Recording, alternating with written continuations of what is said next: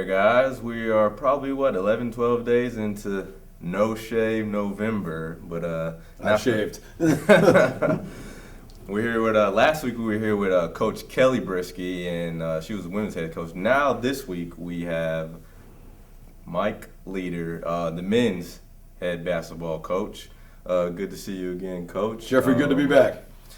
We know you guys had some exhibition games under your belt, and you started off this weekend with a tournament in North Greenville. You guys got 2 wins. Just go a little bit into detail about the wins this weekend. 2 good wins this weekend on the road. We played in a tournament at North Greenville University, which is located in Greenville, South Carolina. The first night on Friday night, we beat the host school, North Greenville, 68-67. Came back from behind to win that one. On Saturday afternoon, we beat Erskine College out of South Carolina as well, 64-60. Trailed at the half for the first time all year, came back and won that one. Erskine was a pretty good team. They won 18 games last year. They had 4 starters back, so we were able to beat 2 teams from Conference Carolinas, which is another conference in our region. So they were only 2 good regular season wins, but 2 good region wins as well for us. Great. Just give everyone out there new perspective of some of the new players that you brought in for this season. We have 3 Division I transfers that we brought in to give us some size and experience. We have a young man from Macon, Georgia, Johathan Brooks, 6'7", transfer from Charleston Southern. Johathan posted a double-double in both games, Friday and Saturday at North Greenville University. Darius Redding is 6'4", 215-pound transfer from Louisiana Tech. Came in and played very, very well this weekend, and he's a junior for us, so he'll have 2 years left. And then we also added from Tulane a 6'8", 250-pound post player, Josh Birchfield. Unfortunately, Josh is hurt right now, has a little bit of a labrum problem, and won't be cleared to play again until the first week of December. But we're looking forward to getting him back and adding him to the mix with Darrell and Johathan inside. And I think it'll give us a team that has a lot of legitimate size for our level. Great. We've looked at the roster, and this year you have 7 seniors on the roster as compared to maybe last year with less. But going in to the season with 7 seniors, how does the team function like that, and what are the great things that brings to the team? Well, I think you got a combination. We have a little bit of experience. We were fortunate to get a 7th senior back in Bobby Glover. Bob had blown out his knee last year against Albany State, and we found out late in the summer that the NCAA granted him a 6th year of eligibility. So we thought at one time we would have 6 seniors back, and the NCAA, giving Bob that extra year, gave us a 7th. So it gives you a lot of experience. It gives you guys who have been in the program, guys that are familiar with me, and guys that have had some success on some winning teams. Bobby, Jamon, Adrian both played in the NCAA tournament with the team that played for the Peach Belt Championship. So I like having returning guys. I like having some older guys that have been around me, and it's made the transition for the 3 new guys pretty easy.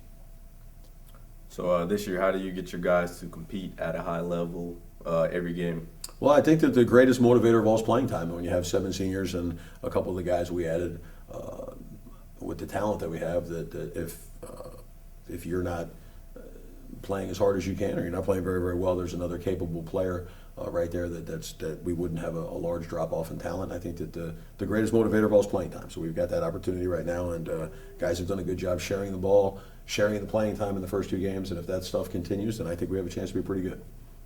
So overall, what can we expect this season, and what do you expect this season? What are the goals? Well, I think any time that you play, the goal, if you're good in our league is so nationally competitive, that if you're good in our league, you're going to be good in the national rankings. And so we would like to be in the upper half of our league. I think if you're in the upper half of our league, then you'll be in the conversation for an NCAA tournament bid. And our expectation is to be competitive in this league. I know it's a difficult league. I know we've had a lot of teams that advanced to the NCAA tournament, but we certainly feel with the guys that we got that we're capable of competing night in and night out. I think that's all you can ask for each time that you go play. All right, well, we're going to switch it over just to a little away from basketball. Go here with name some of your favorite TV shows that you like to watch when you have time. As a little bit older guy, I'm kind of a Seinfeld guy, so I'll watch a lot of the repeats of Seinfeld, and then my wife will get into watching The Voice, and she watches Dancing with the Stars. So I'll defer to her on nights that we don't play basketball, and I'm usually a pretty good husband about watching what she wants to watch on TV. All right, well, we know you're a Florida State guy, so we're going to go here with these some college football predictions. If Florida State's win out, do you see them playing for the national championship? As a Florida State guy, I would think that if they win out, they're going to play for it. Can they beat Alabama? I don't know. I got a tremendous amount of respect for the way Alabama, their level of consistency over a long period of time, I think is just tremendous. And I think if you look at how good Alabama is in the BCS championship game, their bowl preparation just must be off the charts, because every time that they play in that championship game, they're incredibly well prepared. So I think if Alabama gets there, it's going to be tough.